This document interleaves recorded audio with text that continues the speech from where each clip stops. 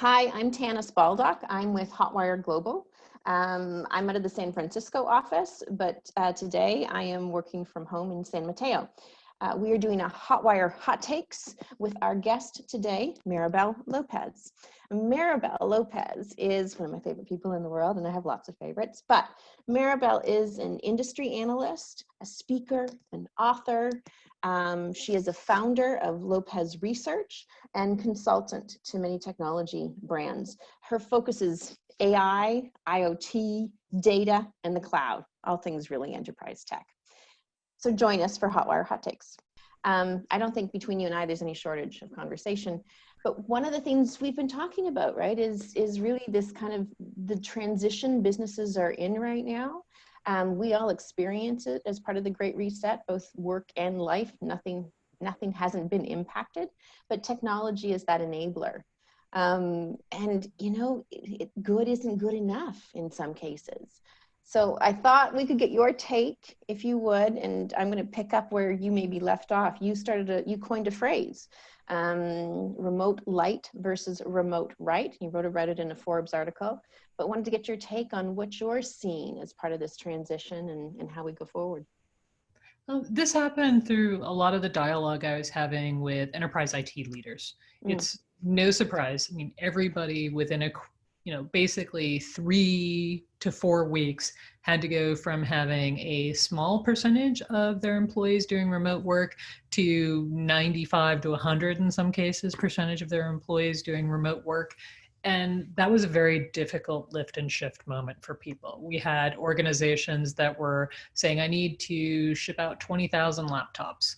We had organizations that were saying, I don't have enough VPN connectivity. I don't have collaborative work suites, all this stuff that they had to figure out how to do in a very short period of time. And a lot of it reminded me, at the risk of dating myself, of what I call the Macgyver moment. It was duct tape and sticky glue, and you just sent it out there, and it's like, okay, whatever webcam you have, whatever laptop you have, we're going with it. This is remote work, right? And we thought it would be very temporary, actually. And then over the course of time, we realized that, oh, perhaps this isn't a temporary thing. And when that realization hit that remote work, what we thought might be remote work for a short period of time and everybody would come back, it could be a long-standing event. Then we started to have a dialogue of, have we done the right thing? Just because we rolled it out doesn't mean it's the right thing. Does it have the right security? Does it have the right manageability? All of these things were issues that we started to hear from the client base. And then they said, well, what should I do now?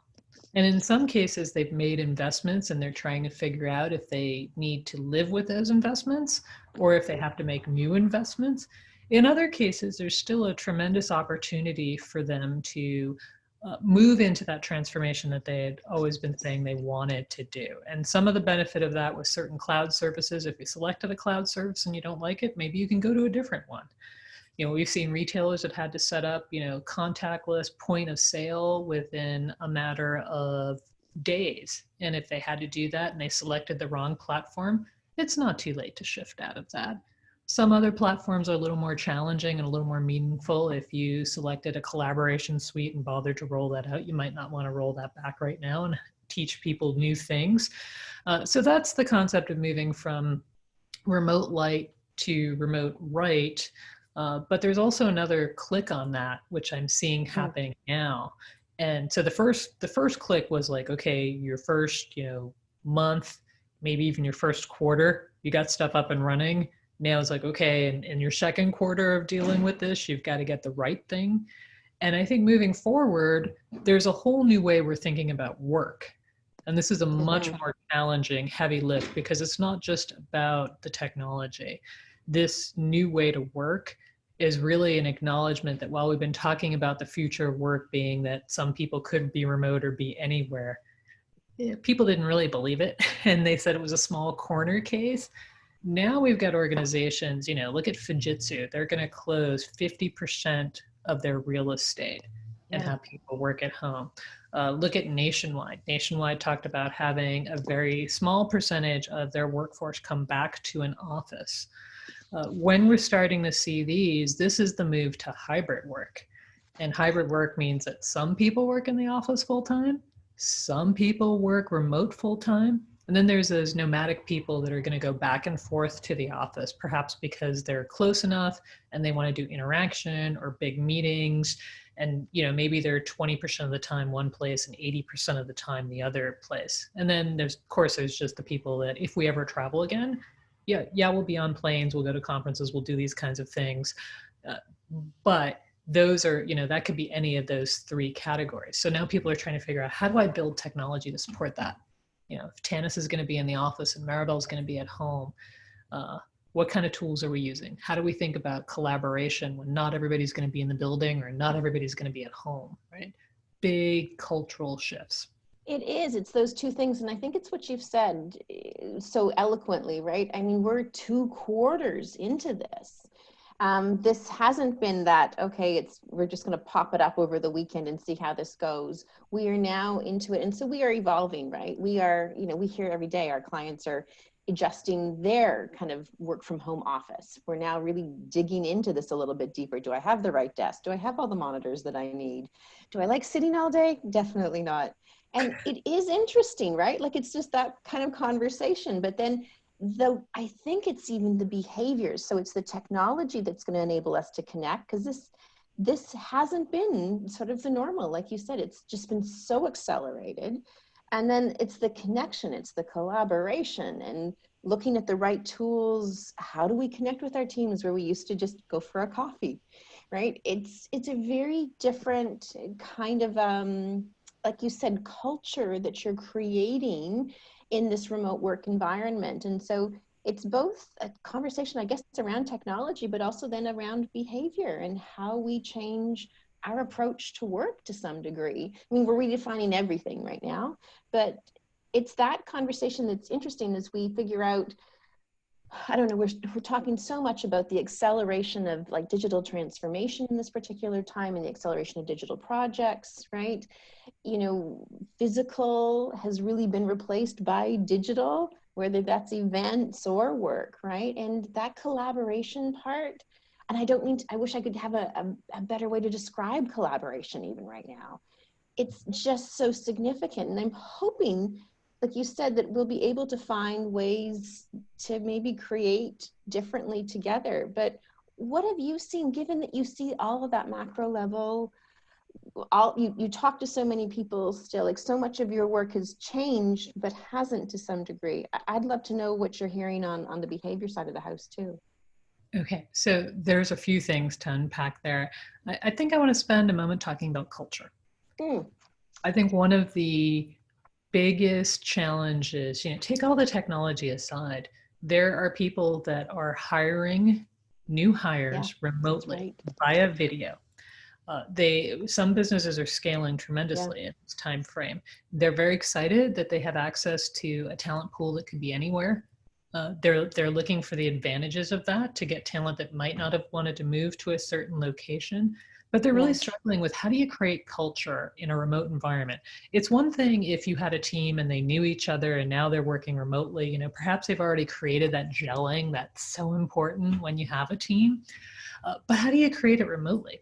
So I think I've been talking to organizations about the need for this, right? And B, what does that look like? Is it something like, okay, we're all going to have coffee hour on a Tuesday and we're sending everybody coffee that's part of the team.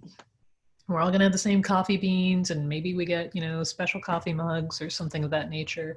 Maybe it's we're building this project and we're going to send everybody the branded socks and take funny little photos of ourselves in the socks and share them on Zoom and things of that nature. You've got to create a new sense of remote team building. And it can't all be about work. We've got to put some fun into this, right? People are people and they want to know people as people. And we have to find ways to create the virtual water cooler. And it'll feel a little forced in the short term, but I think that virtual water cooler is important. Anecdotally, I can just validate that, right? We see it every day when we're talking to clients. We get to peek into their their living room spaces, right? And we get to go, what's that neat painting on the wall? Where was that from? What was that experience? To some degree, and I don't know if this will really net out, but we're starting to get to know people a little bit more than we had even done in a work environment. And so that connection, either we're craving different ones or creating different ones, but it's allowing us to have a little bit more personality. It is, I think it's what you said, it's like this, we're blending kind of work and life, whereas before we might have had sort of more set boundaries, or, you know, those swim lanes were a little bit more clearly defined. Right now it's also there. So maybe that's a good thing. Maybe those are some of the nuances that we hadn't expected. But it requires managers and teams to show up differently, right? It's another new skill to kind of learn. Absolutely. And you know, the thing I think was interesting, we started this dialogue around blending. You know, there's not this boundary between work and personal. You can work here, you can do this, you always have access to work. But honestly, I think it was always about work. It wasn't really a blending of your personal into your work. It was a blending of your work into your personal. I feel that in the COVID time, that's even more acutely felt, that work has sort of invaded our personal lives.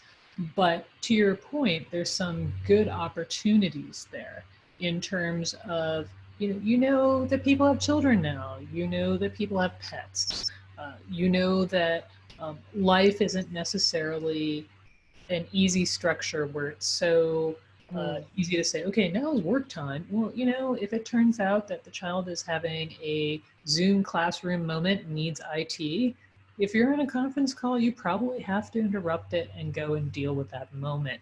And I think that the new critical skill set that we're talking about in culture is, in fact, empathy. And empathy for people have aging parents, empathy for they have small children, empathy for not everything gets done in the same time zone. That's another huge thing, and it's a cultural issue that we're going to struggle with, but it can't be that you run a global company on one time zone.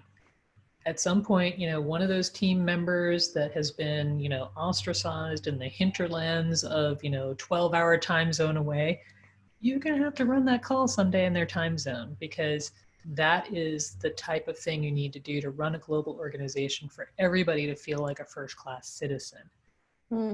It's a little bit of equality almost in that conversation, right? Yes. Because you're right. We've all been on calls at crazy hours of the time with global meetings, whether it's like a 2 a.m. call or something silly, but it's the rare occasion. Whereas right now, I do think you are right. Empathy is, I don't know, we've talked about empathy probably for forever, but it is requiring that new empathy maybe, or a different kind of empathy than ever before, because all of the things are blending maybe. I know someone had said to me last week, we were talking about just this blurring of the lines, right? You're not sure when the day starts and when it ends, because you're really, in my case, I'm in a, you know, little apartment outside of San Francisco, so it's small.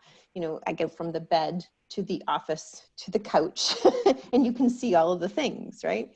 So in that case, you kind of feel like you live at work too. And so there isn't kind of an end date. And so that's where we also talk about that culture becomes so important, I guess, that empathy becomes important so that we can do the job that we need to do, take advantage of the technology in different ways maybe than ever before, to kind of advance what we need to do, not just the function of work life remotely or working from anywhere, but getting into that kind of a next level kind of a conversation.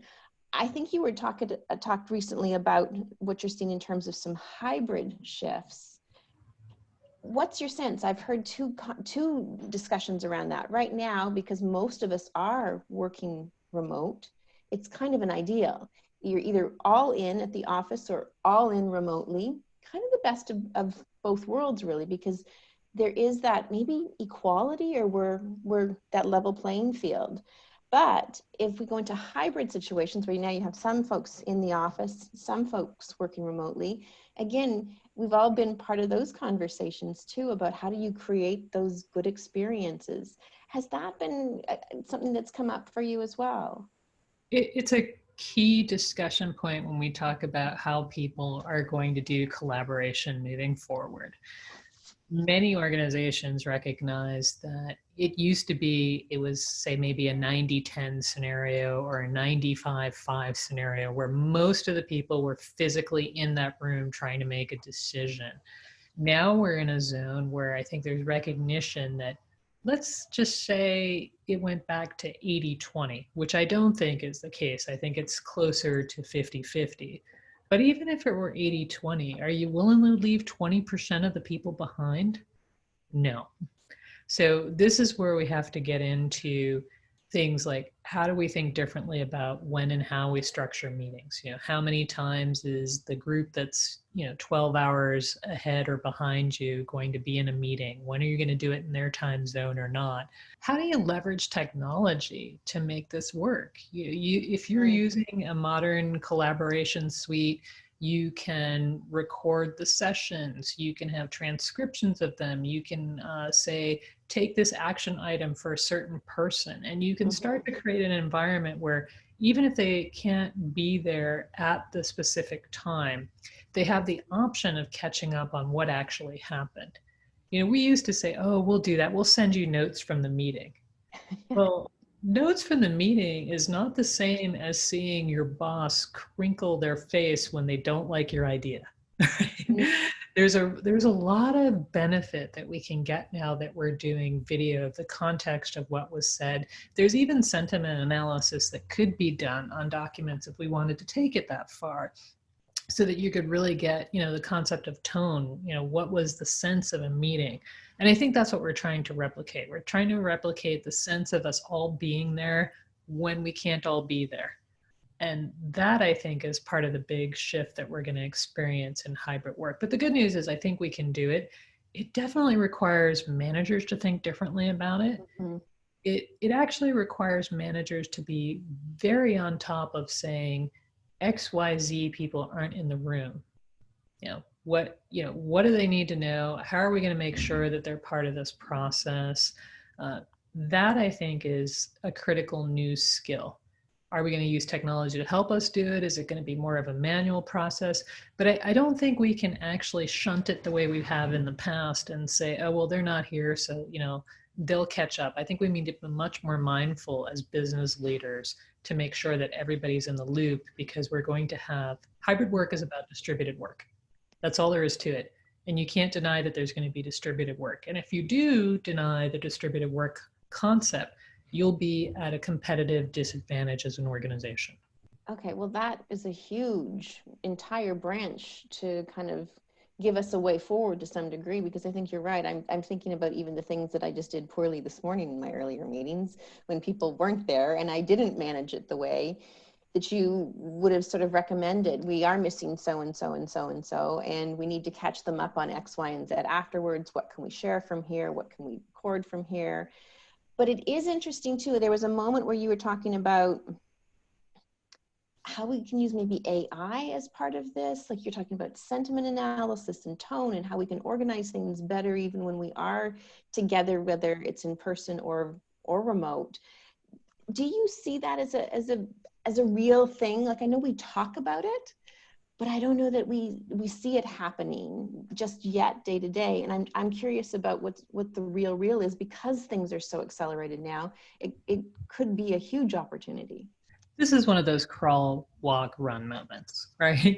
And in the crawl, I actually think in the technology, we're in the crawl space, right? We're just getting to the point where we're saying, hey, so for many organizations, there was a tremendous shift to modern collaboration suites just now.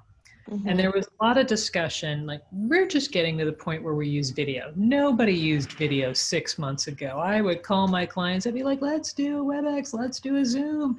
No, nobody wanted to do any of that. So here we are now, we're actually talking to people, and we're sharing this kind of dialogue.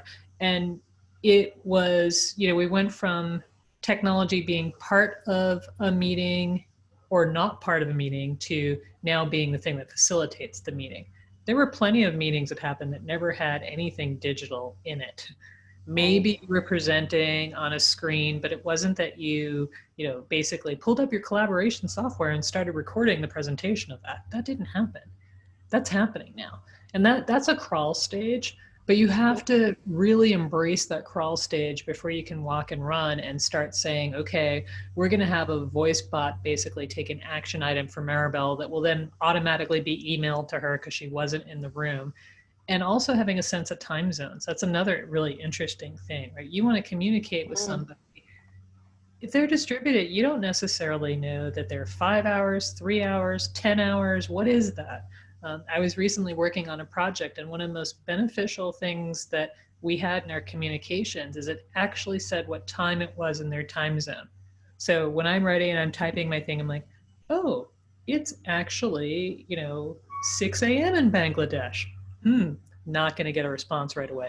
So knowing these type of things, I think, is really important. So we're at the beginning.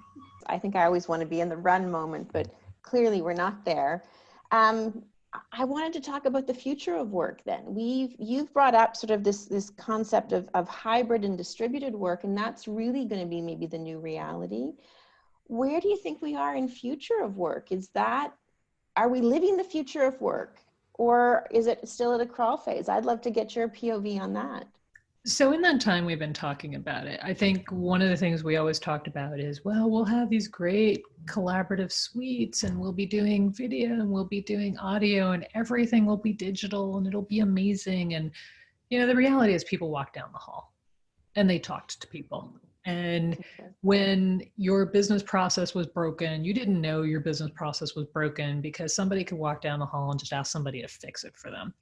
So where I actually think we are now is, despite the fact that we've had a tremendous amount of technology and a lot of technology for a lot of years, A, we're just starting to bring it into the organizations. B, we haven't really redone, so we're in the first inning is the short answer, but the B part of that is that we've not recrafted our business processes yet. So many of us are still operating under, with inefficient business processes that we now know are broken. Like once COVID hit, everybody figured out it was broken. IoT was a thing that we talked about for a long time as well. And we were going to enable all these buildings and have smart monitoring of everything. And we didn't do it. But now that you can't send somebody to the building, all of a sudden now people are like, oh, maybe we should dust off that IoT project and see how that's going. So in the future of work, I think we have a long way to go to the part where we can say we're truly using intelligent systems that need to be contextual, they need to be adaptive, they need to be learning and predictive. It's what I called right time experiences probably 5 years ago now. I think I read your book, yep. Yeah, we were going to use mobile and IoT and big data, and we were going to have all these intelligent services. And now we're like, oh, it's not big data and analytics, it's like machine learning and AI. And we're still talking about doing the same thing, right? Our services are still a bit generic. Nascent, yeah. They aren't intelligent, but we're getting there. And I think that really, if you embraced a lot of the tools that exist today, you could get a good part of the way there. It still requires you to fix your business processes. Like there's a lot of non-tech things that have to happen, right? To me, fixing your business process has nothing to do with tech. That has to figure out how you do business better, right? Culture, nothing really to do with tech. Tech can help, right? So tech isn't the answer for all your problems here. You have to reimagine your business. And that's what the future of work is all about. It's reimagining how you do business, who you do business with. And some people got forced into that fairly quickly. If you were a retailer and you had to do delivery and contactless pickup, if you were a restaurant and had to shift from having in-person to takeout, some organizations were just pushed into it. Everyone else is trying to figure out, okay, I didn't get pushed into it, but how far do I have to go? Like, what does change really look like? How do people want to engage with me? Every HR leader in every company is trying to figure out, how do we effectively do remote hiring? How do we effectively do remote onboarding? These are big business challenges that can be impacted by technology, but aren't just a technology thing. Like if you're going to onboard, you got to figure out, what are you going to talk to people about? And maybe there was a person that gave you that training, and now is that person going to record a Zoom video and send it to you? Like, what does that look like, Can I interject on that one? Only because for me, that gets exciting because it's still, I think, more important than ever before. There's an element of storytelling to all of it.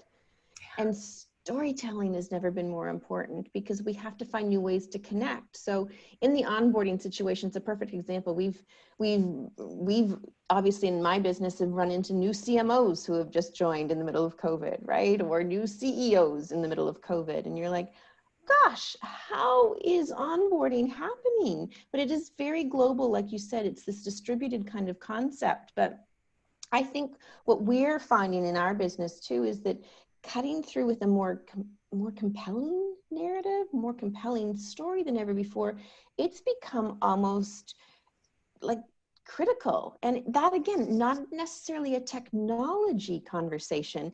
It's the intangibles around what's happening, the shift that's making different things more important, or putting a spotlight on other things so that you can kind of create, I don't know, a better experience.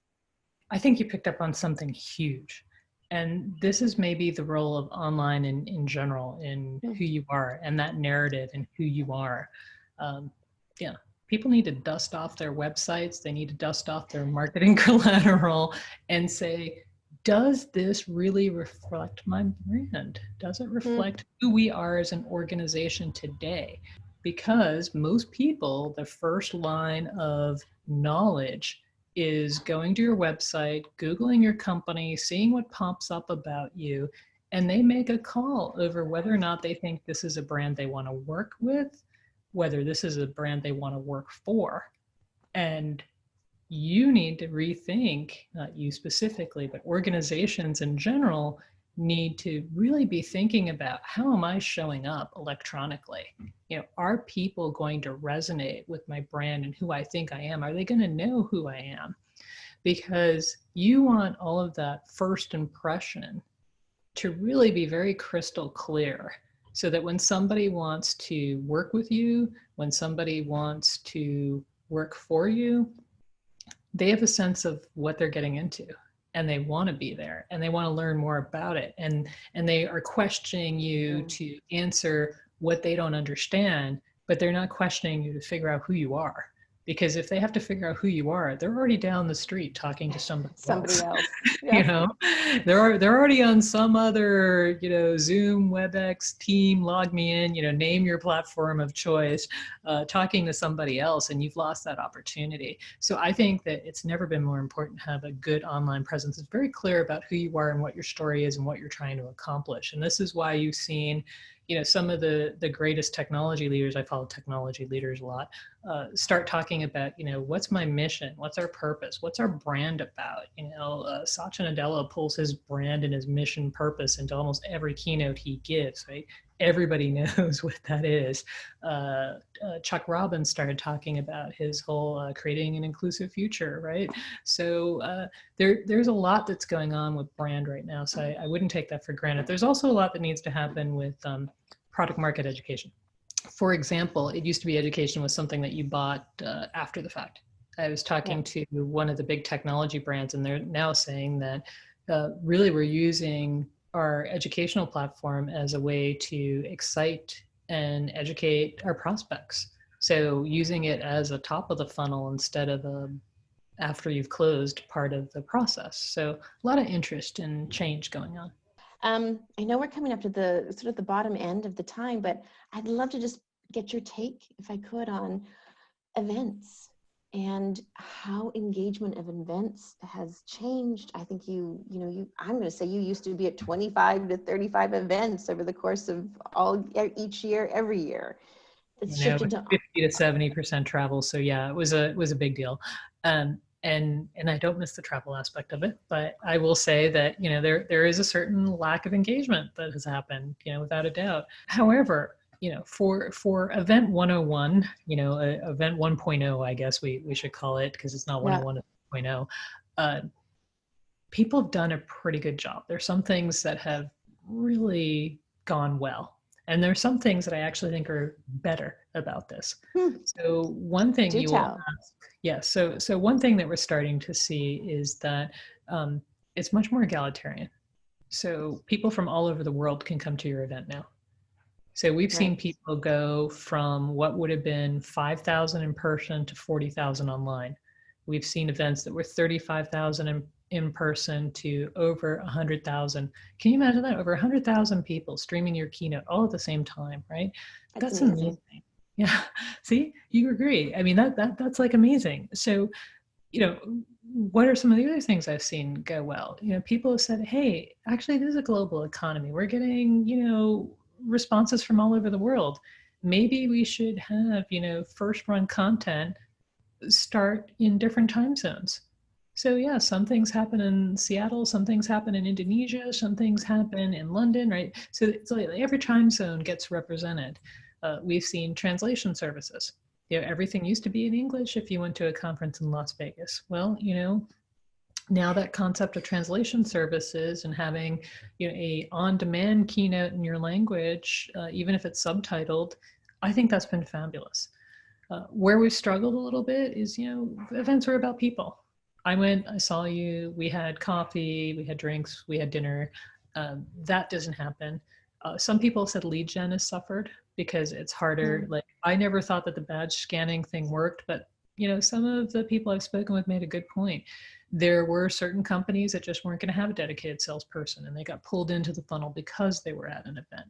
So I think what we need to do is try to do a better job of getting the lead gen in some of these events. And then on the actual engagement side, I've seen some events say, hey, we're going to carve off a portion and there is going to be live engagement.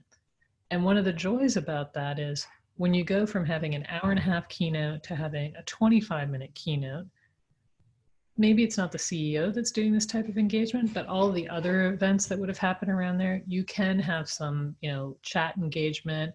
I've seen people strike up video conference rooms for certain levels of participants. So I think there's an opportunity to create engagement. Is it as good as you and I being in person? No, but is it more engaging than me just watching a presentation? Absolutely. So there's a way to do it. You have to think about how you want to moderate it. You have to dedicate people to moderating that engagement channel, you know, going through the chat with them, trying to figure out if certain questions are going to be asked. If it's going to be live, somebody, you know, a real good production house to make sure you can manage those video streams coming in and out. So there's a lot to it, but it's not impossible. And in some ways, some of the money you save from not being at the physical location can be spent in these other services to make that a better engagement. That's a good note to maybe end on. I think you are a technology optimist, and I think you're an optimist in all things. So I think that's great. Thank you for sharing your takes with us today. Thank you. Thank you. If you enjoyed our Hotwire hot takes, you can hear more hot takes at hotwireglobal.com. You can also follow Maribel Lopez at Maribel Lopez on Twitter, who is our hot take today. And you can also check out Maribel's information at lopezresearch.com. Talk to you soon.